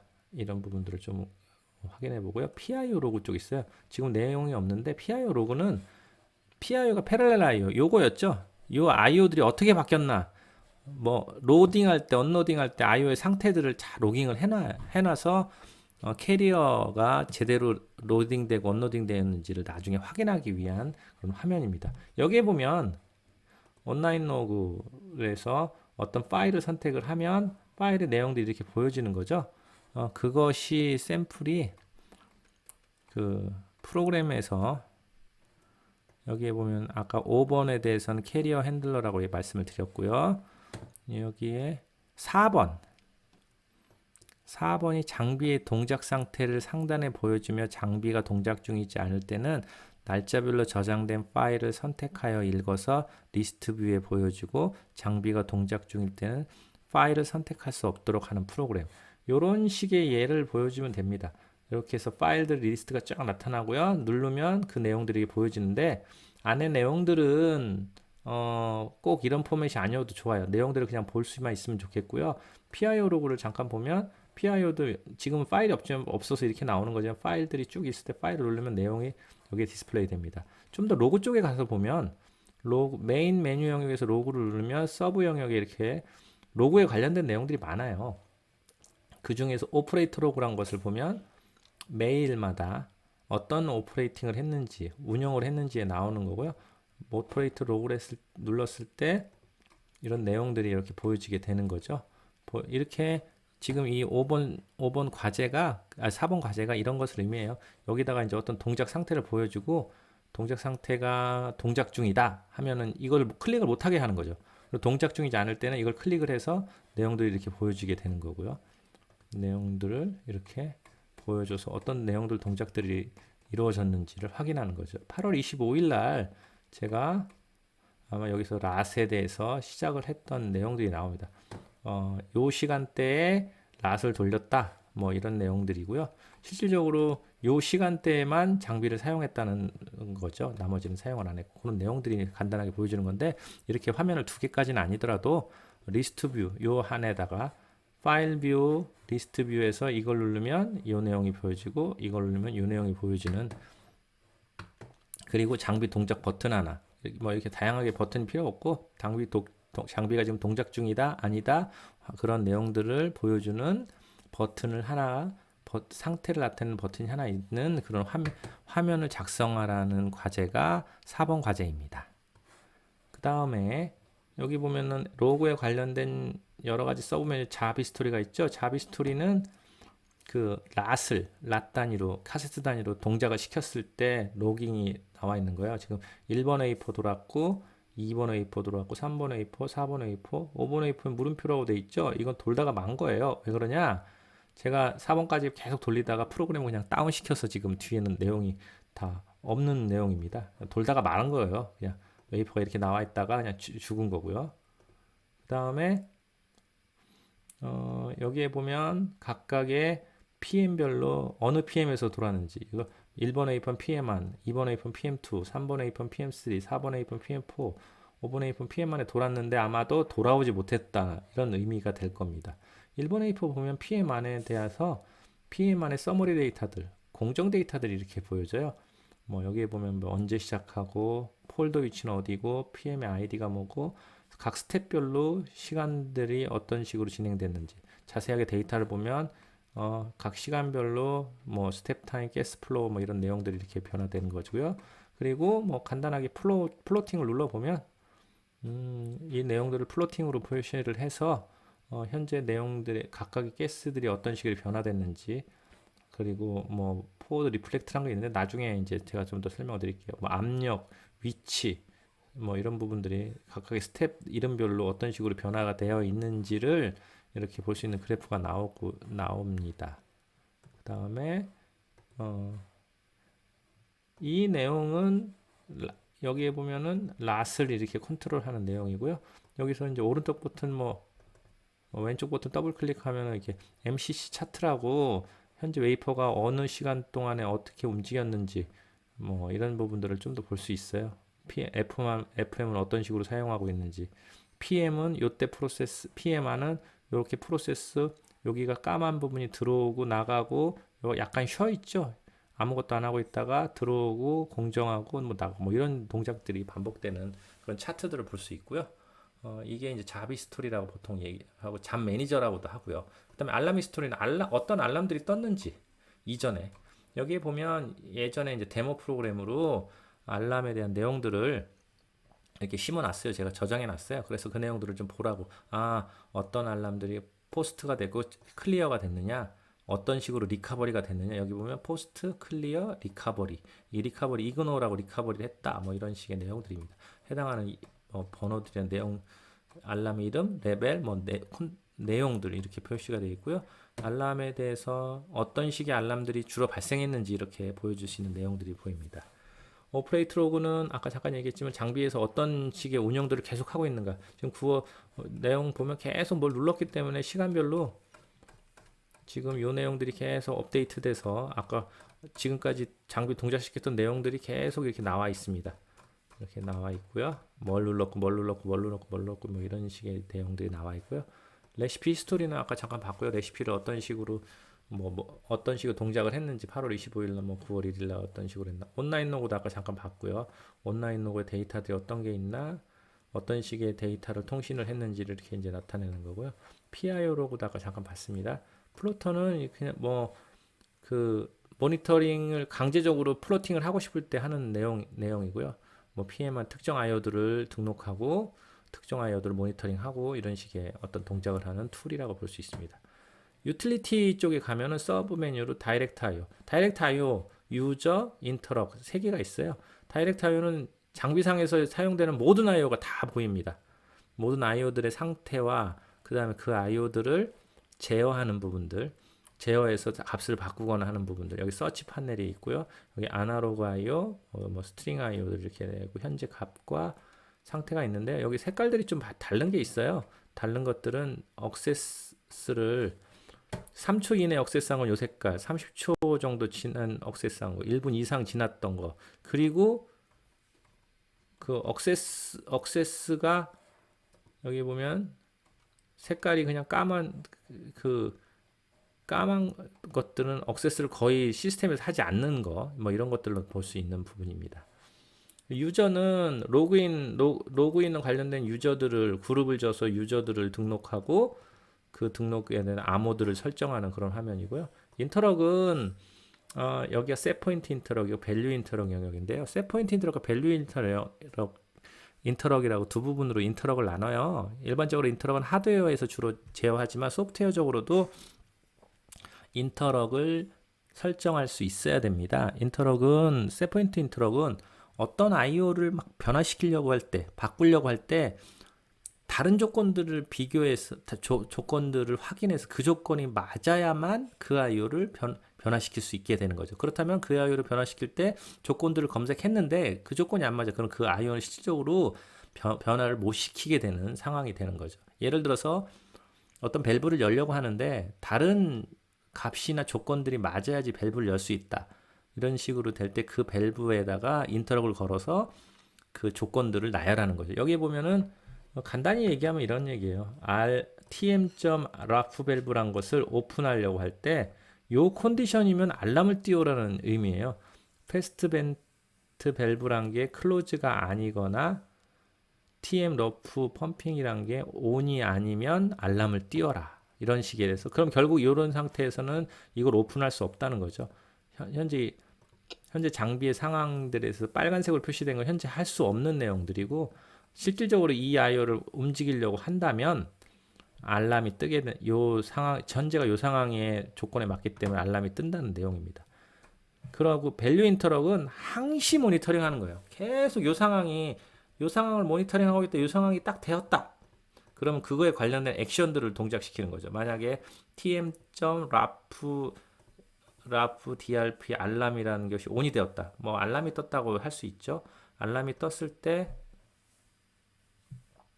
이거에 관련된 더블 클릭하면 알람들이 뭐 있는지 나오는데 알람들이 언제 떴는지 이렇게 볼 수 있는 내용들이고요. 제가 더블 클릭을 해서 이제 딴 화면으로 넘어갔는데 이전 화면으로 다시 가보면 이거에 대해서 IO 스타일을 보면은 액션 리스트가 알람만 띄우는 거예요. 여기는 현재 833은 알람만 띄우고 어떤 액션을 취하는지 리스트들이 쫙 나오게 됩니다. 예를 들어서 이거에 대해서 상시 모니터링을 하는 거죠. 그래서 스테이터스 보면은 이것도 알람만 띄우게 되는 부분이고요. 만약에 요거를 이 액션 리스트를 보면 만약에 if 요거일 때는 어버트를 하고 이런 식의 동작들이 여기 사용자가 나열할 수 있도록 되어 있습니다. 간단하게만 설명을 드릴게요. 그 다음 메인터넌스 관련된 화면인데요. 프로세스 메인터넌스 각각의 프로세스 챔버별로 이렇게 또 나눠서 보여지겠죠. 그 챔버의 프로세스에 관련된 메인터넌스 화면들의 내용이 보여지는데 현재 이 데모 프로그램에는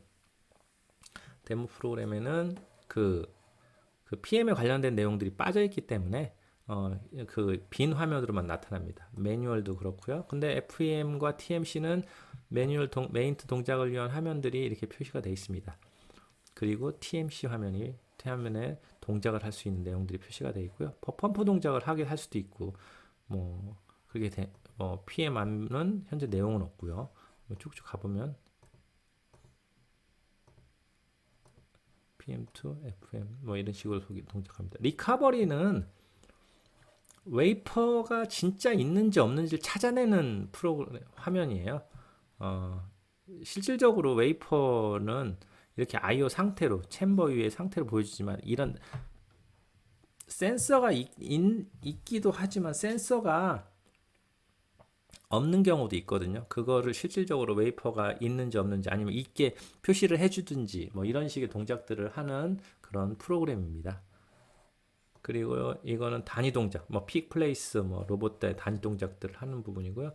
웨이퍼 싱글은 강제적으로 웨이퍼가 있다 없다 뭐 이런 식의 상태들을 뭐 변경시켜 주는 그런 화면이 되겠습니다. 그 다음에 모드 화면이 있어요. 아까 이제 제가 이 계속 화면을 가다 보면 메인트 쪽에 가다 보면 메인터넌스를 하고 싶은데도 버튼들이 별로 눌려지지 않아요.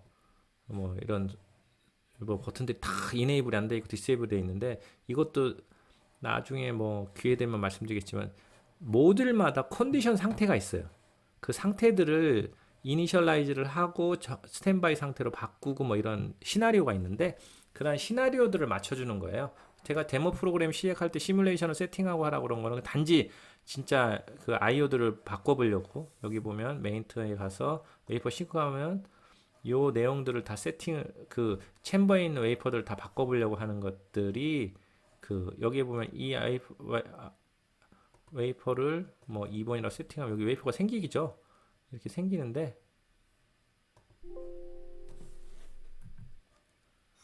이렇게 웨이퍼가 생겼을 때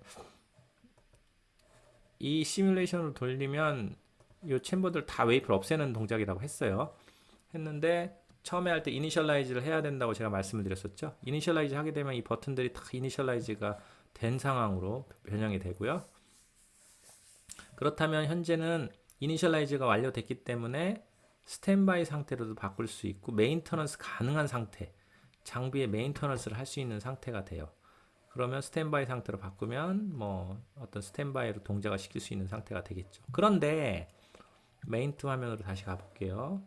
여기서 뭐 매뉴얼이라고 합시다. TMC에 동작을 하려고 하면 여기서 펌핑을 하게 되는데 펌핑이 눌려지지가 않아요. 뭐냐면 여기 모드에서 스탠바이 상태로 바꾸는 것은 이 챔버를 공정에 참여시킬 수 있다는 의미예요. 그래서 아까 바뀐 건데 만약에 메인터넌스를 하고 싶으면 메인트 상태로 이 챔버를 바꿔야 돼요. 예를 들어서 그렇다면 여기서 똑같이 그 아까 메인터넌스 컨트롤하는 버튼이 똑같이 있어요. 메인트 상태로 바꿔버리면 메인트 상태가 바뀌었으니까 이 초기 상태로 가거나 아니면 스탠바이 상태로 바꿀 수 있는 버튼이 활성화가 되는 거고 이때 각각의 챔버들의 단위 동작들을 수행할 수 있는 버튼이 활성화가 됩니다. 그래서 예를 들어서 로드락 A라는 것이 이쪽인데요. 로드락 A에 펌핑을 한다. 펌핑이란 단어도 좀 생소할 수 있는데 일단 펌핑을 하게 되면 이런 식으로 밸브가 열리고 압력이 변하는 것을 보고서 압력이 변화될 때까지 압력을 쭉 뽑고 완료가 되면 다시 활성화가 돼서 펌프가 끝나는 것, 펌핑이 끝나게 되는 동작들을 보여주는 겁니다. 간단한 샘플로 보여주는 부분이고요. 다시 이제 스탠바이를 만들어 놓으면은 이 챔버들을 그 라스 스타트하는 런에다가 사용할 수 있는 부분이죠. 모드 쪽에는 결국 보면 서브 메뉴가 없습니다. 서브 메뉴가 없는 상태가 되겠고요. 이 부분들을 좀 여러분들이 작성을 해서 다음 주 과제로 그 발표 자료로 제출했으면 좋겠고요. 아까 과제 중에서 지금 제가 빠진 것이 4번, 5번은 설명했는데 1번하고 2번은 1번하고 2번은 거의 비슷한 내용입니다. 1번은 주로 어떤 내용이냐면 아까 얘기한 대로 여기 유틸리티에 가보면 다이렉트 IO에서 IO에 보면 IO를 클릭을 하고 리스트가 나와서 값을 변화시키고 상태를 읽고 이런 내용을 하는 것이 이런 내용 화면을 몇 개의 IO를 가지고 만들어라 하는 게 1번이고요. 2번은 이런 식의 GUI를 하나를 만드는 거죠. 텍스트 스탠바이나 텍스트가 보여진다거나 아니면 비트맵으로 해서 이렇게 비트맵으로 해서 어떤 웨이퍼가 있는지 없는지 보여주는 이런 화면을 모니터링하고 뭐 누르면 이건 아니구나. 뭐 어떤 버튼을 누르면 그 IO를 변화시키는 아까 참 유틸리티 메인트에 이 화면이 가장 2번에 관련된 내용을 볼 수 있습니다. 이 상태에서 버튼을 누르면 IO를 변화시킬 수 있고 뭐 그런 내용들이 되겠습니다. 3번은 이 프로그램을 지난주에 한번 샘플로 들려드렸는데 2차원 로봇 애니메이션은 이 부분을 작성하는 거예요. 이 로봇이 돌아가면서 웨이퍼를 쭉 뻗어서 짚고 다시 다른 쪽에다 짚고 이런 동작들을 반복하게 되거든요. 요것도 프로그램으로 어떤 식으로 작성을 하게 하는가 이런 부분들을 요 로봇에 관련된 2차원 애니메이션 프로그램을 작성하는 게 과제 3번의 내용입니다. 4번, 5번은 설명을 했고요. 6번은 어떤 내용이냐면 DLL을 이용한 입력 표준도구 작성이라고 했는데 여러분이 프로그램을 계속 사용하다 보면 여기서 마지막에 선택을 할 때 요 화면 똑같은 포맷으로 터치를 충분히 할 수 있도록 되어 있는 부분이에요. 터치를 했을 때 패스워드를 쳤을 때 똑같이 표준 입력 도구라고 해서 이런 표준 입력 도구 프로토타입을 제공을 해드릴 거예요. 그거에 대해서 DLL을 여러분들이 만들어서 바꾸면 여러분들이 맞는 걸로 이제 변화가 되는 부분입니다. 여기에 보면 대부분의 표준 입력 도구가 똑같은 화면 형식으로 나타나요. 디지털이면 이렇게, 아날로그면 뭐 이런 식의 표준 입력 도구. 이 모든 입력 도구를 다 만들라는 건 아니고 그 중에 한두 개 정도 여러 가지 형태로 나타나지만 입력 도구를 어떤 걸 만들지 제가 다시 말씀을 드릴 거고요. 이런 입력 도구를 DLL 형태로 만드는 것이 과제 6번의 내용입니다. 일단 간단하게 과제 1번, 2번, 3번, 4번, 5번, 6번에 대한 설명을 드렸고요. 이 프로그램들 안에서 간단한 동작들을 말씀을 드렸어요. 이 중에서 여러분들이 아까 제가 과제로 말씀 부탁을 드렸던 것은 발표 자료죠. 발표 자료를 부탁드렸던 것은 그 상태 영역 그리고 메인 메뉴 영역, 서브 영역 그리고 이 화면 영역의 관계도를 좀 그려서 각 화면이 어떤 역할을 하는지에 대한 설명들을 달아서 꼭 제출을 해주셨으면 좋겠습니다. 제가 이제 프로그램을 하면서 설명을 드렸기 때문에 그 내용들을 잘 기억한다면 이 내용들이 뭔지 알 수 있을 거고요. 제가 두리뭉실하게 그냥 대충 설명한 것도 있을 거예요. 근데 한번 그 자료들을 좀 찾아보고 이 화면이 뭘까? 이 화면이 좀 더 논리적으로 어떤 것을 나타내는 걸까? 아까 얘기한 라시나 클러스터나 프로세스 레시피 관련된 내용들에 대한 부분들의 관계도라든지 이런 부분도 한번 찾아보시고 그런 부분들을 한번 정리해 보는 것도 좋은 예가 되지 않을까 생각을 합니다. 한번 프로그램을 보면서 이게 이런 거구나 이런 거구나 한번 생각해 보시고 확인해 보셨으면 감사하겠습니다.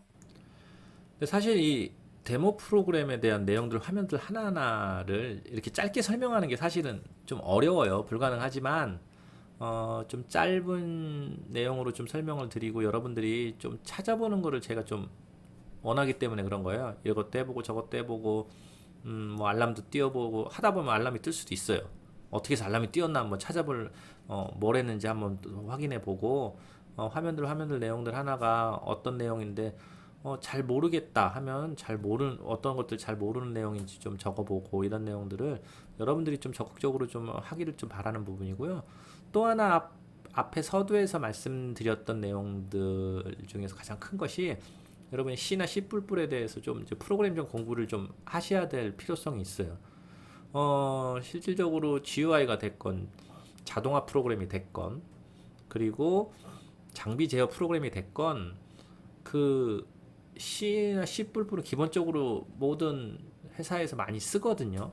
뭐 고급 레벨의 언어를 하기 위해서 단넷을 쓰기도 하거나 아니면 그 다른 더 고급 레벨의 프로그램들도 사용하기도 하지만 일단 C나 C++을 기본적으로 사용을 할 줄 알아야 일단 얘기가 시작될 수 있으니까 어, 그 다른 강의에서 C나 C++를 좀 더 좀 공부를 하시고 또 개인적으로 시간을 내서 많이 좀 공부를 하셔야 돼요. 또 많이 프로그램을 짜보고 해야지 여러분들이 좀 이 반도체 장비 GUI 프로그램도 여러분들이 이해하기 쉬우실 부분이 되고 과제를 할 때도 도움이 많이 될 겁니다. 사실 프로그램을 숙제를 내는데 프로그램을 잘 모른다면 참 난감하기는 해요.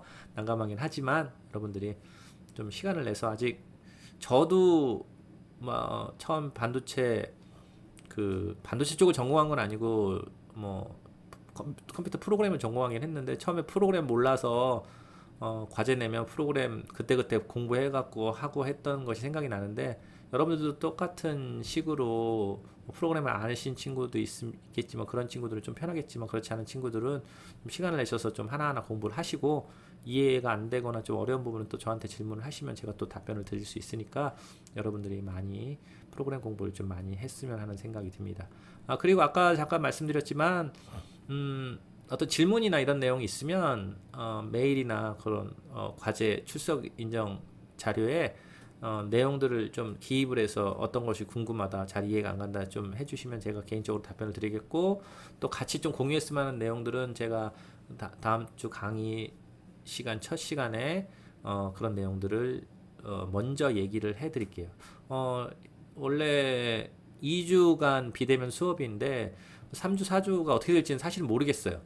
그렇지만 일단 뭐 비대면으로 할지 대면으로 할지는 뭐 학교 측에서 결정을 해서 주겠지만 뭐 비대면으로 할 때는 방금처럼 미리 좀 메일에서 그 자료로 좀 궁금한 점들을 좀 질문 내용들을 좀 보내 주시면 제가 답변을 드릴 거고요. 뭐 대면으로 하게 되면 그 자리에서 제가 바로바로 답변을 드릴 거니까 하여튼 이 지금 어려운 시기에 여러분들